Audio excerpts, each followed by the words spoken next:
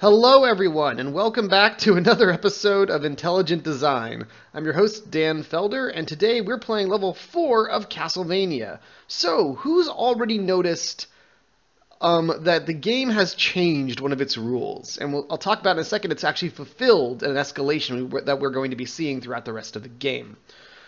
So, what do I mean by that? Well, this is the opening screen of level 4, and I am getting ripped apart by this bat enemy. There's an enemy right here. It's in my face at the start of the level. We haven't seen that before. And I'm going to pause the game for a second before I keep getting wrecked while trying to talk. In level 1, we had an entire opening screen to get used to the game before getting attacked by all those zombie ghosts or whatever they were. In level 2, we saw the enemies above us, but had a long section of safety where they couldn't threaten us, and we had time to observe their pattern, get used to them, and figure out how to approach them safely. In level 3, we have a safe opening section as well. We have to move forward before the ghost will attack us, and we have to move forward a little bit more before the hunchback attacks us. And then once they do attack us, we have to react to them immediately. We don't get much time to wait and observe them. But still, we have a window of safety. Starting the game again, that safety is gone. This bat is ripping us apart right from the beginning. So you might wonder, well, this is a bat from World 1. Why is it so dangerous? Well, for some reason it is. I haven't fully broken down like its frame data and stuff. Maybe it's the arc is bigger. But it's really hard to hit with this whip if you don't know what you're doing. It will often take some damage. But we're going to ignore it for now and move on. It doesn't really matter how much damage I take right now, because I'm not planning to get all the way to the boss in this first run, because I'm going to be showing you stuff. So damage only really matters in some sections when you're trying to make a boss run. It doesn't really matter in these early sections, because getting hit will usually knock you off in one hit, and I'll show you what I mean by that. So first, we're new players. We need to get our weapons up. We're going to hit these candles, and that's what first guarantees that we're going to see this bat moving around. Because this bat has a bit of a delay. If we kill it once, it'll spawn again, and by making sure we stay in the opening area for a little bit, getting some items, we probably see the bat more than once. So it really emphasizes to us as players, this bat is going to be causing us some problems. Now, we've talked about when you want to introduce a threat to the player, you show it in a safe environment first, and then you show it in a more dangerous environment. Look at the environment. Right here we've got this long open section where this bat hits us and knocks us back. It will not kill us. It'll just hurt us and knock us back a bit. And so we have a chance to observe that getting hit by this bat will knock us back significantly. Now see this platform over here? Much more dangerous environment. Okay. So you see over here, we're on this very tiny environment, and over here we've got this moving platform. So look at the escalation here. We've got long safe area, we've got tiny area, then we've got moving platform. Nice escalation there. All right, I just died, because that's what this area does to us. Now, before we start digging into the rest of the level, I need to talk briefly about what this level is doing overall. Now, the last few levels have been a lot about being very slow, careful, and waiting, which is what the game is very much... people consider that that's really one of what Castlevania is meant to do. This game changes up the formula a little bit, because moving forward, stopping, waiting gets really boring over time. And this game is built to have an overall level flow, because this game... there isn't really a save system as far as I'm aware. I'm pretty sure that when you just stop playing the game, turn it off, and turn it on again on the original NES, I might be wrong, but I don't believe I am, that you have to start again from the very beginning. Even though it'll give you checkpoints and keep respawning you in the middle of your play session, you've got to start from the beginning. And if that's the case, then you're going to have to create an overall level flow. And even if not, when players go play your game again, to go play them all the levels at once, you want to have diversity, and levels feel different. So... how do they do that? Well, in this level, this is all about momentum. That this level is going to be showing you that even though they give us a few sections where you can slow down and take a breather, which is important for overall flow, you don't want to be rushing through the entire way all the time. This one, if you just try to stand still and be careful the whole time, you're going to get dead. All right, so this thing is back.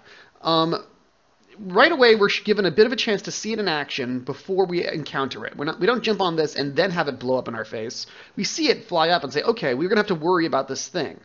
So that might give us an incentive to stop and observe this a little bit. But first, let's go up and get this candle. Oh, wait, there's this bat behind us turning around. No, didn't turn around fast enough, and it kills me. So this bat is going to be a significant problem. When you restart this level a lot, and you will, this bat keeps killing you and hitting you over and over and over again. And by the way, I might mess this up a little bit because I'm playing this on a slightly different browser system and the key bindings are different. So all my muscle memory is going to be working against me here. But anyway, let's get to work. So we do this, we do that, and watch this. All right, so if we jump here, we can jump over the bat. No problem. But if I had jumped a little too early, I would have jumped onto the bat and been killed.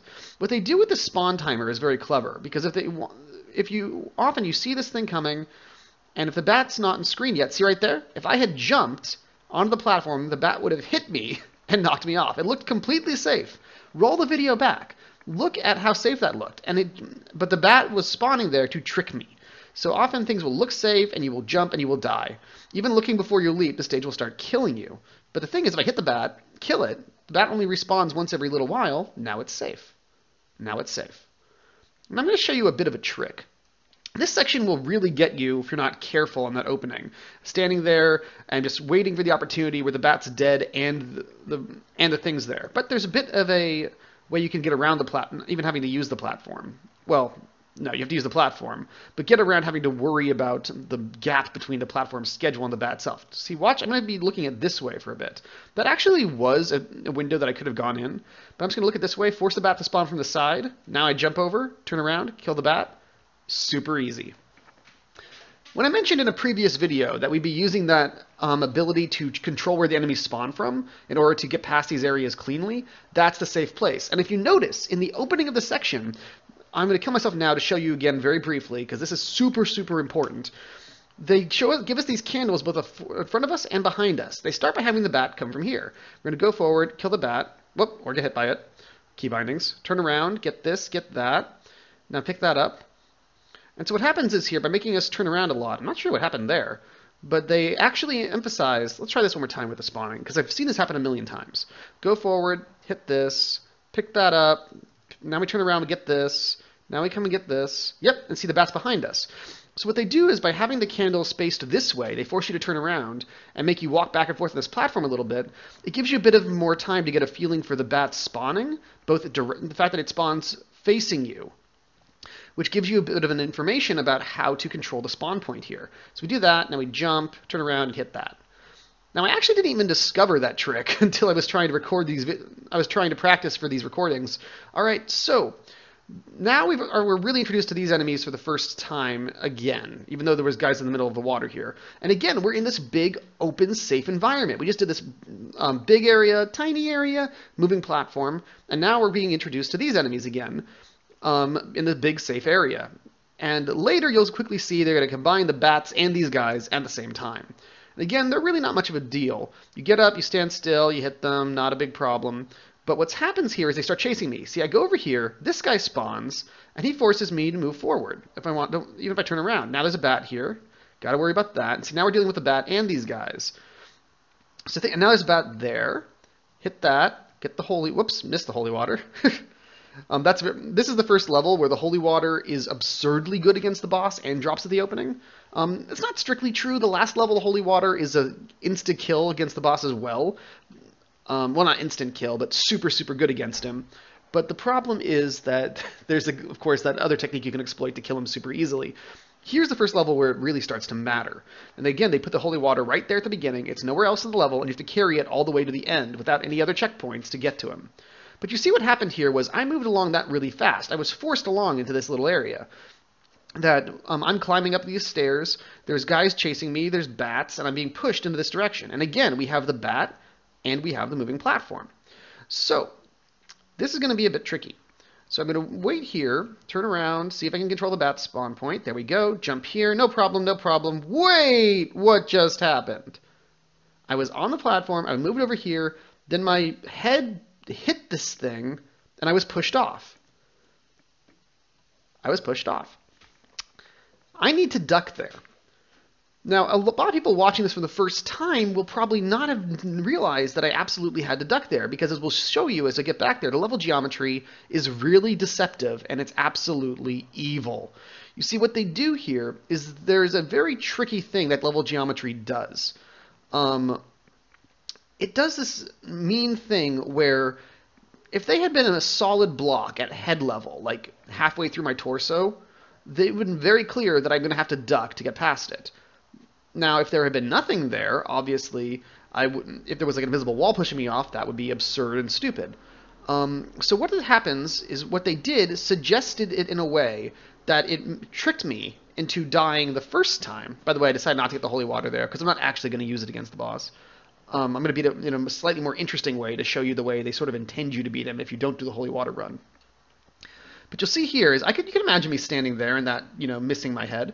But by having this one spike, and this one's really high up, and this is a big negative area, this one spike's the problem. By having that one spike there, it sort of makes sense that it does push me off, but without making me think like I have to be pushed off the first time. So it actually tricks me into killing myself without making it feel completely unfair. So you see here, my head level is right at it. So it's like as pretty much as low down as they possibly could put it, with this obviously intentional negative space. See, they could have done like a little area like this, which would have made it a lot more obvious that this is a barrier I can't get through immediately. Put that a little bit closer. But instead, put one spike there, which tricks me into killing myself the first time, maybe even more than one time, because I might be focused on the bat, not be very clear why I died, and then, but still makes it feel fair afterward. All right, so you see here, the bat's pushing me forward. The moving platform is literally pushing me forward, and then enemies here are going to as well. I'm going to unpause and hopefully not die. Nope, I died. Pausing here keeps ruining me because there's a huge momentum to this stage. All right, I'm going to get there this time. All right, turning around, picking up the power-ups. Yep, more than one bat. Hit there, jump, hit there, and the candles are there to really slow you down so that so the bats keep spawning when they want them to spawn. Because again, this bats spawn on a timer. So by putting the candles there, they know how long players are going to spend approaching it because they can time how long it takes them to get all the candles, which is really clever. All right, go there. So oftentimes game designers complain. Whoops! Wow, missed that jump somehow. Okay, sorry about that. All right, but so anyway, it gives me a bit more time to talk about what I was saying, which is that game designers often don't know exactly how their players are going to react. They don't know what time some things are going to happen in. Different players might approach things at different times or different gameplay styles. Some players might spend a bit more time exploring a room than others. Some players might jump right ahead. Some players might be reluctant. But the thing is, you can do things like putting those candles there and timing how long it takes players to get candles in the opening of a stage to ensure that they spend about as long in the opening of the first stage as they do in the second playthroughs and the third playthroughs. You can add things like that to slow them down. All right, jumping forward, ducking, jump again. And see what I did is that I very cleverly got on there. You don't need to do this, but I think it's fun. And then I jumped up to force the bat to knock me into the barrier there to keep me on the thing. Now, one of the nice things about Castlevania's knockback and instant deaths, if you fall into these pits and stuff, is because it makes you think of the terrain differently. Often, if you know you're going to get hit, you can try to maneuver yourself to the center of an area. Like I knew I was going to get hit by that bat there, so I jumped up to use the platform that's going to threaten to kill me to keep me safe. Now, this area is absolutely claustrophobic. We've got this thing chasing us. There's often these mutant things that jump up and actually walk onto the platform with you, or jump over here, and they hint at really cool stuff, so I hope you see one. All right, see this? I'm going to ignore the platform for now because I want to show you how this guy walks. This actually hints at a cool level skip you can do. All right, so he walks up there and he goes down there. Now, the speedrunners do a thing where they go up to the very top of that area back here, and they get hit by the bat, and they get knocked on the top of this level geometry and walk all the way past it. So I don't know if that's intentional, but that's such a weird thing for the guy to be able to jump up and land on this thing and walk forward, and you always see it, to my experience, that I think the game designers were hinting at this cool secret level skip that you can do. And otherwise, why would they do that? It's such an obvious glitch. Why would they put that there? Why would they have it spawn there? They would have seen it in testing. Everybody sees it. So why'd they do that? And I'm pretty sure it's to hint at this cool level skip. Like, hey, he walks on that. Maybe you can walk on that. Maybe that's why we gave you this giant staircase over here. That's really cool. All right. Oof, key binding's almost killed me. All right, so here you can see there's just all these different areas. These guys are walking over here, getting hit by that bat. And now we're going to get pushed forward. I'm going to move down, crouch again, jump onto this. So you see, again, we've got momentum. This often can pull you back if you don't know to go there, and you'll pull back into your death. Something will hit you. One of these guys will fall on you. You'll get knocked back and die. So again, we have this thing pushing us forward. There's momentum here. There are guys chasing us in this stage. There's moving platforms. There's things that if we don't duck at the right time, we're going to get pushed off and killed. If we don't jump at the right time, we're going to get killed. If we don't jump at this moment of truth, we're going to get killed. And if we don't take advantage of those the time windows between the bat spawning and move then, we're going to get killed. Here's, though, where they give us a bit of a break. These guys, have a sense that they're chasing us by spawning behind us, but we're not actually in danger. It's just to create an extra sense of peril to the players right before we get to the next checkpoint. They don't want to actually kill us here. This whole previous section has been brutal. They just want us to feel like we're in danger, to create the sense of momentum without actually making it so much more difficult to ruin the playstyle. Again, that bat spawns up there when you jump, and it's not a problem. They're just giving us a sense of, oh my god, no, we can't possibly hit you, but it's all fake. It's all fake. I've never once died on this screen. I've never seen anyone die on this screen. On that part of it, I mean, at the end part. Because they don't want you to die there. They just don't want you to die there. They want you to have a bit of a respite and feel like you're still under pressure and keep going. All right. This section is going to be about momentum too, as we'll see shortly. There we go. That is a rapidly moving enemy. I was ready to pause it. I had my cursor at the exact eye level to show you that I knew where this was coming from. And I was jamming the enter button down the moment I saw it appear, and it's already like nearly halfway across the screen. This is this giant bird. It's going to drop this hunchback. And I don't want to really show you what happens when I let them go out of control, but I'm going to. All right, see, if I don't know how to kill these things, if I was been killed in the previous section, you can kill these hunchbacks very effectively by waiting for them to drop next to you and then shooting them, and then hitting them with your whip. The problem with these guys is that if you let them get out of control, look at this. They just get completely they're spawning like crazy. They're spawning like crazy. They're going to kill me. All right. Yep, I'm dead. Couldn't do anything about that. Now, one of the things is this area is really easy to bypass if you have the stopwatch, which I did have with me, actually. You get it at the beginning of the first level, and if you don't pick up the holy water, if you do not pick up the holy water, which is your easy way to kill the boss, you can use it to freeze these guys and just walk through this whole stage pretty much unmolested. But that means missing your holy water. So again, you can make this screen really easy for yourself, and actually the previous screen can be a bit easier if you pause the game so you make the timing challenges and momentum a bit easier, but this screen's really where it is.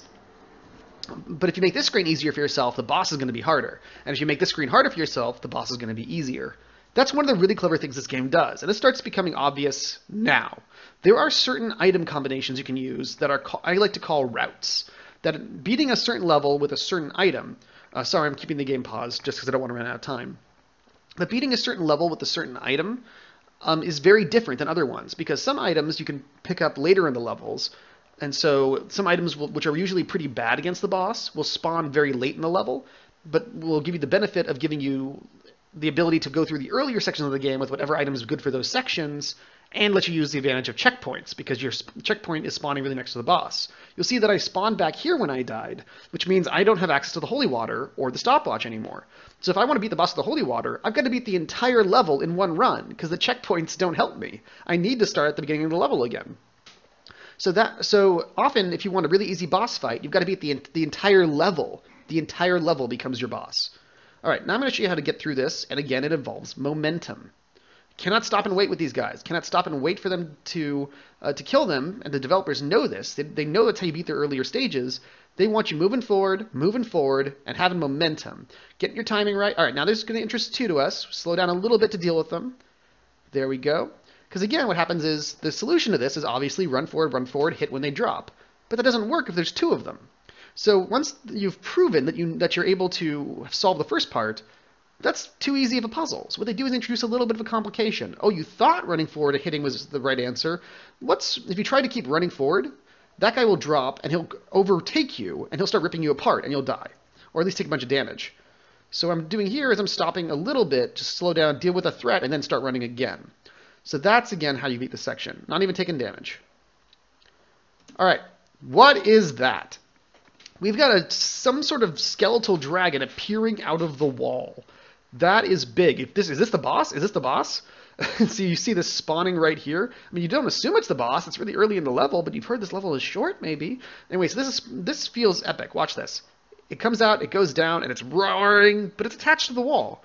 It's obviously attached to the wall, and they made sure we know that because they had it come out of the wall so that we would see it attached to the wall, rather than otherwise if we just started with it here, we would look at its face, and it wouldn't be obvious that we should be worried that this is attached to the wall. We'd focus on its face. But anyway, so it can't really hit us, so what's the problem? Oh, that's a fireball. Okay, so you see this fireball here. This whole section, you see this, there's a bit of a column with these birds. You see this animation. It goes up, it comes down. You feel maybe it's a bit safe, and then it opens its mouth and it shoots a fireball at you. This is probably going to hit me because of the way I paused. But let's see. Nope, I managed to dodge it. So you see, this thing is actually really nasty.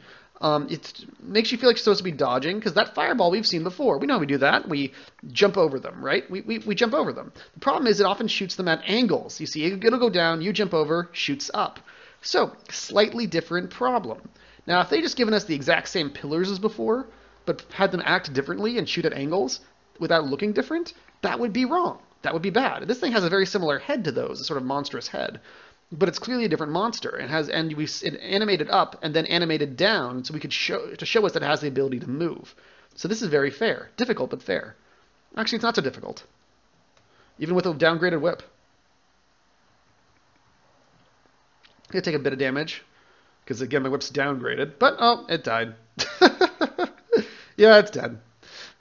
So, what did I do there? Basically, I just mashed the attack button. I just went bam, like bam, bam, bam, hit you as fast and hard as I can, even with the lowest level whip, and it works. Because what happens is they make sure you put it right at eye level, and they have its attack pattern be slow enough, unlike the previous guy that fired volleys of, like, shoot, shoot. You don't have the ability to keep hitting them as fast as what the speed of your whip is to hit both of those fireballs at once. Whereas here, he fires them infrequently enough that if you have that momentum, if you wail on him as fast as possible, your whip will usually eat his fireballs. Not always, but enough of the time that you can afford to kill him, even if you take a few hits with the lowest level whip. Even though he takes like 8 hits with a fully upgraded whip.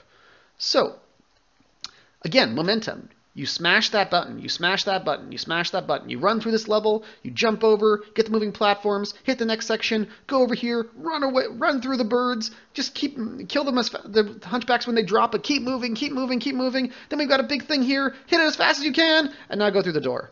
This level feels very different than the other ones, and it's interesting. All right, so now we're in this other section, and here's our next checkpoint.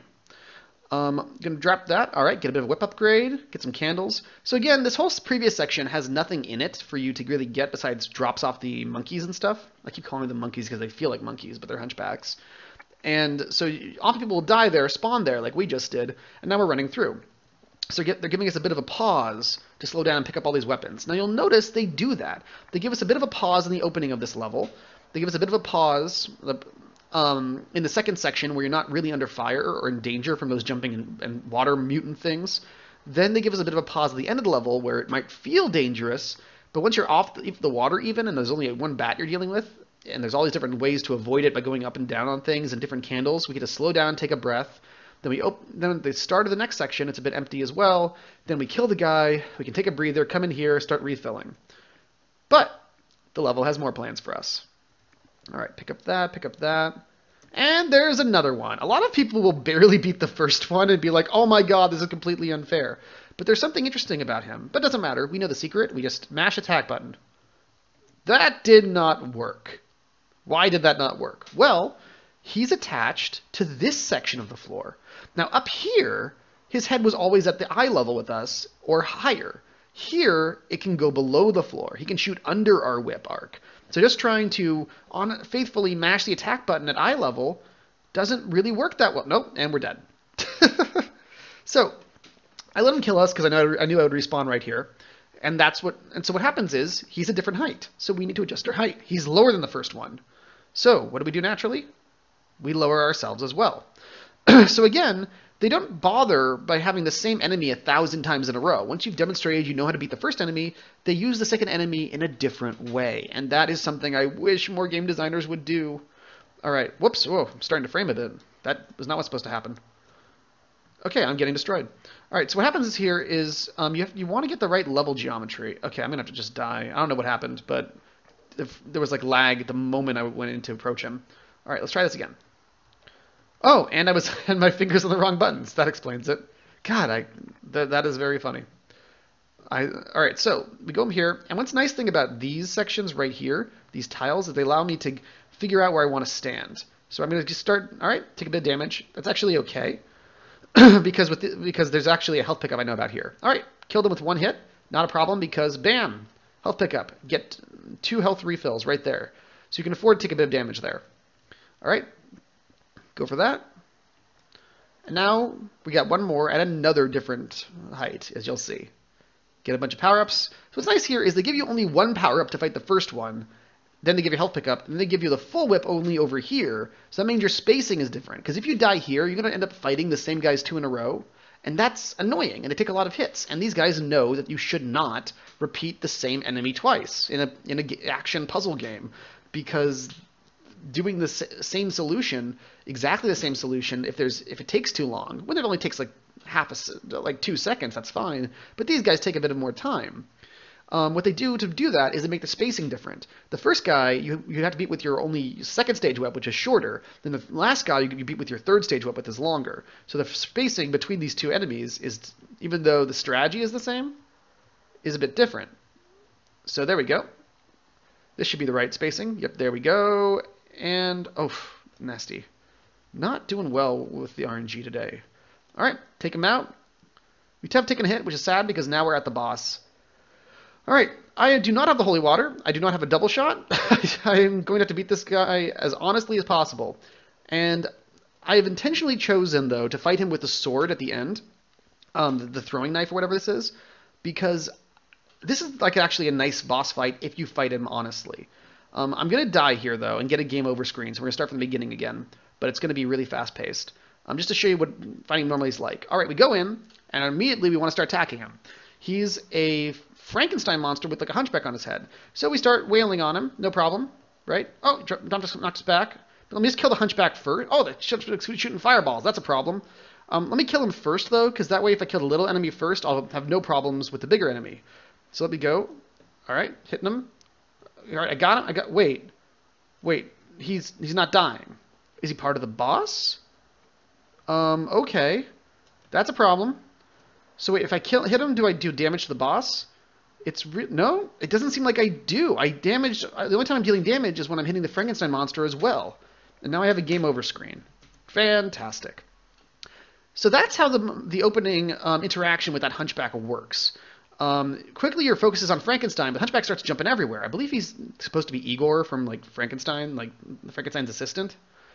And to be clear, that's Frankenstein's monster. I do know that Frankenstein was the doctor. All right, so go in here, bam, bam, bam. Just moving along. Jump over the bat, because we're cool. See, look at that. This area is spaced in a way that really rewards the sense of momentum. That guy comes down, pushes us off the area. Then we go over here, got a bat. This guy comes over, he falls on the platform. We jump down. Look at that. Look at now he falls over and cascades. This is like, when you're moving through this at the right speed, this whole thing just looks so cool. There's so many different areas. You go up there, there's a bat that flies over to you, no problem. Jump over, and oh, that's so cool. Like, that level looks awesome. Everything's chasing you around. You're moving full speed. It looks really cool. All right, coming down, dealing with the hunchbacks. See, look, we're almost at the boss again. Told you this wouldn't take long. This level is super short. Okay, that was a problem. I just missed my whip attack on the hunchback. So yeah, that's why I got a little out of control there. Because my whip is very short. I should have taken time to upgrade it. Okay. Or did I just not get lucky on the drops? That's not very possible. All right, getting the axe there actually sucks, because if you're going full speed, the hunchbacks do drop some weapons, which is a really annoying piece of game design, because if you're trying to do a holy water run, they actually you'll be running full speed, and so you won't have time to see that there's an axe, and it'll just kill you. All right, if I can beat this guy without taking any damage, I'll be in really good shape, though. When I say just kill you, I mean you'll just lose your holy water, because it'll overwrite the holy water. All right, please be a double shot or something. No? All right. We're at the stage of the game where the enemies are hard enough that I'm actually not probably going to beat them all in my first attempt. So, by which I mean mostly the bosses. All right. So there we go. Now, if I don't take any damage here, I'll be ready to fight the boss pretty well. Okay, here we go. Oh, damn it. That's really not what I wanted. All right, here we go. Got the hearts. Look at all my hearts. 57 hearts. Definitely got enough hearts. Come on, give me a double shot or something. No. All right. Well, I'm going to try to beat him more seriously this time. So we go in, and we start wailing on him. All right, go back before he can deal any damage to us. That thing's firing. We jump and we evade. All right, he's going to hit us. So the natural instinct is to stay in the center of the room, because obviously you should stay in the center of the room.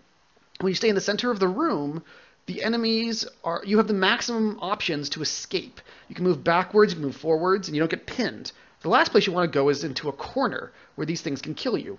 That's where I'm going to go. So what happens here is, I was actually doing some really fancy stuff there where I used the whip behind me.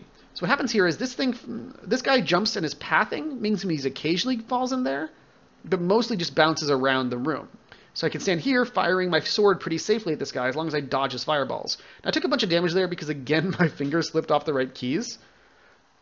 All right, see right there? That's a really nice pattern because it forces you to basically be firing as quickly as possible, hoping to not get any bad spacing with this guy to fall into you there. But at the same time, if you're firing too often, you will still be in the attack animation when you want to move and dodge. What happens is if you want to stand back, but then you have to jump over and go forward so that this thing misses you from straight above. So you're standing back as far away as you can, but then the pattern means he's above you, shoots a fireball down at you, so you have to move forward, and then you're going to want to move back again to dodge that, which if my fingers had been on the right keys, I would have dodged instead of attacking. All right. So let's hope we can do it this time. It's a good thing to level is short. All right, there we go. So yeah, at least we're going to get really fast runs of the boss now. So again, if I was trying to do the holy water run, this would be really annoying because I can only do it once on the boss each time. But I'm trying to do it this way, so it doesn't really matter to me. All right. I'm going to try to be really careful this time. Oh, I'm out of the spacing, damn it. Okay. All right, got him. I'm feeling good about this one. 1, 2, 3, 4, move away. I only got 2 damage off on him. Okay, see, I did the spacing, move back and forward. Now I jump up, shoot at that around, go up like this, move forward. Ah, damn it. Okay, throw, jump, move back. Come on, we can do this. He's like half health. That's one of the evil things about this health bar thing, is that it keeps your eyes going up when you need to be focused on what's going on in front of you. Oh, okay, I think we're going to do it. Yes, we are. Bam, bam. No, come on. All right, come on. Jump over that. There we go. Woo! Did it. All right. So some people, like, I forget if this was in Sequelitis or the Angry Video Game Nerd, but they asked about why is the orb there? Why do you have to go touch an orb? You already beat the boss. Shouldn't you just automatically go to the next level? Well, no. No, you should not. Not at all. Because what it does here is 2 things. First, if I got hit by that fireball there, which was totally possible, I would have died, taken the last 4 health, and seen the orb in front of me. So you can't suicide kill the boss. You can't kill the boss, then have his remaining projectiles or whatever kill you, and still win. No, that doesn't make sense. You lost. You didn't kill him. You were killed. That's what happens. So the second thing is there's a bit of an epilogue. You see the boss, he dies, you go to the thing, and then you go and pick it up. Now, this really great designer, Matt Leacock, who invented, or at least popularized the cooperative board game. He actually likes to have a mechanic in his games where players like go collect 4 things, they develop 4 things, and then they go do another thing and then they win. Like if you collect 4 relics and then get back to the ship. Because that creates the climactic rising action. So this is a bit of you defeat the boss, that's the climax, here's the resolution, go pick that up. Now, anybody who's really stressed out right now might be noticing that my time is ticking down, and if that runs out, I die. So I'm actually keeping an eye on that, though. We're totally fine. So I'm going to go pick up that orb, and we're going to move to the next stage. And I'm going to show you the start of it to show you just how interesting my favorite stage in the game is. We're going to talk about the full thing next time. I just want to show you the opening, because it's really brutal, and it's part of this whole connection. So you finish that, you feel good. Oh, all right. What's next? Oh, there's the hunchbacks. Okay, wait, what? No, bad. What? No! Right, there's fighting, stopping, kill. Yeah. Right at the start of the level. We talked about that progression. of the stages, they don't just throw a bat at you after a slight delay that you have time to see coming. They throw not one, but two hunchbacks at you that are positioned in a very new and horrifying way that makes your other ways of fighting them that you've learned before just not work. And they just immediately take off half your health. Half of it is gone. All right. So, that is our episode of Intelligent Design. I hope you found it fun, and I can't wait to see you guys next time because we'll be talking about level 5 of Castlevania, which is my favorite level in all of platformers. All of them. Certainly the NES games, but every single platformer ever, this is my favorite level, and I love it and hate it to death. It's truly what makes me call Castlevania a game of unbearable genius. Anyway, thanks very much. Hope you had fun, and I'll see you next time. Bye, guys. Oh, actually, wait, one last thing. I've been told that I need to tell you to like and subscribe to the video and channel and so on, but I'm sure you guys know how to do that already. And also, if you're interested in more of my stuff, you can find it on danfelder.net. It's really easy, just DANFELDER.net. It's my blog, it's where I post these videos, articles, my two podcasts. It's all good, it's all fun. Anyway, now for real. God, I'm doing a million endings, just like Lord of the Rings. All right, well, see you guys next time.